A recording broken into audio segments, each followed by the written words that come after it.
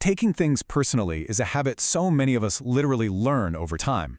This is especially true if you grew up feeling criticized, rejected, or just generally responsible for keeping the peace in your house. But today, in this explainer, we're going to dive right into the science of how to break that cycle, stop making it about you, and finally protect your peace. So let's start by looking inward for a second. Has someone's offhand comment ever completely derailed your mood and ruined your entire day? Do you find yourself replaying conversations in your head for hours on end, agonizing over whether you said the wrong thing? Or maybe you automatically assume that someone's bad mood is somehow your fault. You know the feeling, right? You send a text, and when the reply is delayed, you just sit there anxiously staring at your phone, praying for those 3 little typing dots to appear. Well, if so, you are definitely not alone. When someone is short with us, our brains are just incredibly quick to create a really painful story. Which brings us to part 1, the personalization trap, why we make it about us. When we anxiously wait for a text back, we're mistakenly treating a really fast response as a form of personal validation. We completely forget that the other person, well, they simply have a life of their own. People get busy. When you rely on their text as proof that you're okay, you aren't really connecting with them. You're just desperately seeking a band-aid for your own anxiety. Author Don Miguel Ruiz actually calls this the second agreement. And here is the real truth you have to remember. Most people's behavior has way more to do with the heavy baggage they are carrying than who you are. It's a projection of their own stress, their fears, and their bad days. It's almost never an accurate reflection of you. Let's unpack the science behind this in part 2, the psychology of personalization. To really understand why we do this, we have to look at a cognitive bug called the fundamental attribution error. Basically, this is our tendency to over-attribute someone's behavior to their character while totally ignoring their situation. Like, if someone is late to a meeting, your brain automatically assumes, wow, they are a selfish, disrespectful jerk, rather than considering the very likely reality that they're just stuck in horrendous traffic. We also fall victim to cognitive distortions, specifically one called mind reading. Look, humans are decent at reading emotions, but we are terrible at reading reasons.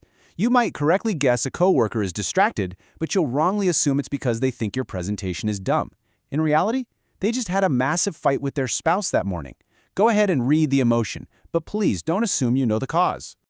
Moving right along to part 3, roots of rejection sensitivity, echoes of the past. People with high rejection sensitivity are essentially walking around with an internal alarm system that is tuned way too high. It's a predisposition where you dread rejection and actually expect it before it even happens. You basically carry a heavy burden of social anxiety into every single interaction, constantly scanning the room for signs that you aren't wanted. It's exhausting.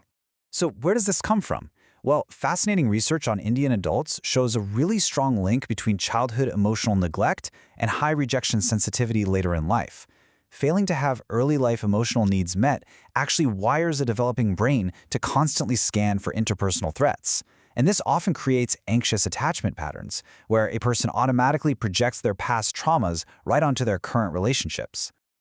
This brings us to a brilliant quote from James Sweetman. Put bluntly, if your reaction to a minor slight feels completely hysterical, it is likely historical. It stems from an unhealed wound inflicted somewhere else entirely, rather than the present moment. Truly recognizing this is the first huge step toward freeing yourself. So how do we fix it? Part 4, reframing criticism as feedback, changing the narrative. The core problem with taking things personally is overextending a critique of your behavior into an all-out attack on your character. I mean, there's a massive difference between your partner complaining about dirty dishes and you internalizing, I am a slob, versus just thinking, okay, leaving stuff around is a bad habit. We have to practice criticizing our own behavior without attacking our underlying worth. Reframing criticism as behavioral feedback short-circuits that endless loop of rumination. Even if someone genuinely dislikes you, and hey, that's just life sometimes, right?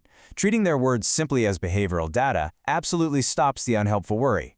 It teaches your brain an incredibly powerful lesson. You have agency. You are in control. Let's build on that with Part 5, establishing healthy emotional boundaries, protecting your energy. Establishing emotional boundaries basically means drawing a definitive, hard line between your feelings and the feelings of others. Unhealthy boundaries look like taking responsibility for a friend's bad mood or letting a boss's critique define your entire self-worth. Healthy boundaries, on the other hand, mean owning your own feelings, letting other people own theirs, and recognizing that you simply cannot control what goes on in someone else's head. Actually implementing these healthy boundaries takes a lot of intentional effort. It means saying no and being totally okay when someone says no to you. It means knowing that your needs are just as valid as anyone else's. Doing this stops you from simply handing your hard-earned peace over to someone else's bad day. Finally, Part 6. Reclaiming your inner peace. Tools for detachment. Emotional intelligence teaches us to pause before believing the wild story our mind creates. The next time you feel hurt, interrupt your autopilot thinking by stepping through these 3 crucial questions. 1. What are the facts here? Totally stripped of emotion. 2. Am I assuming their behavior is about me? And 3. Could there be another explanation? You'll honestly be amazed at how often the answer to that last question is a resounding yes. Here is a fascinating psychological concept. Surprise actively amplifies negative emotions. If you get caught off guard, your reaction is so much stronger. So try keeping a list of your emotional triggers for a few weeks. If you map out the specific situations where you tend to take things personally, you can anticipate them and you won't be caught off guard next time. And remember, detachment isn't about closing your heart or being cold. It's about creating enough space between a stimulus and your response so that you aren't instantly pulled into every single drama around you.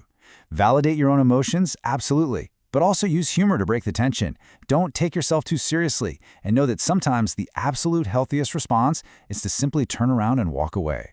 This is the absolute key takeaway for today. The goal isn't to stop caring. The goal is to stop caring what was never yours to begin with. As you build your self-awareness and self-worth, you become immune to the emotional poison of others. You stop making yourself the center of their negative situation. Your peace is far too valuable to hand over to someone else's stress. So I'll leave you with this final thought. Do you tend to take things personally, or have you finally learned to let them go? Take a moment to reflect on your own boundaries, drop your thoughts below, and I'll catch you on the next explainer.